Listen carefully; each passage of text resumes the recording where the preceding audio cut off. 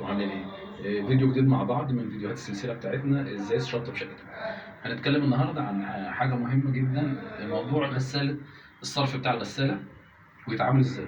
الغساله يا جماعه عندنا نوعين، في غساله فوق اوتوماتيك زي اللي عندنا، هي بتتفتح من فوق، دي بيكون ليها لازم بنعملها صرف سخن وبارد. اما بالنسبه للغساله الفول اوتوماتيك العاديه بنعمل لها تغذيه بارد بس، علشان بيكون هي اوريدي فيها سخان بيسخن الميه بتاعتها. المشكله اللي هنتكلم فيها ودي التركه المهمه جدا في فنيات شبكه الصرف بتاعتنا، ان احنا بنعمل صرف الغسالات بنخليه لوحده على المداد الخارجي العمومي، ما بنعملوش على الجريلا. عشان كده هتلاقي هنا لسه هو ما قفلتش عليه بالمونه، الصرف بتاعي جاي ماشي ومعدي من بعد صرف الحوض عشان يروح من بعد الجريلا او البلاعه لغايه المداد العمومي، علشان ضغط بتاع الصرف بيكون شديد جدا.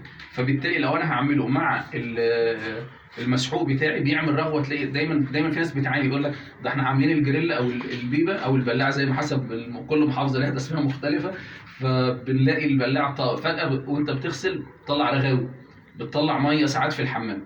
فده بسبب ان الضغط بتاعي بتاع الصرف يكون شديد جدا على سرعه صرف الجريلا. فبالتالي بنعمل دلوقتي ان الموضوع ده بنخلي الصرف من بعد الجريلا علشان ما يعملش المشكله دي. فبالتالي الصرف بتاعي العادي بتاع الحوض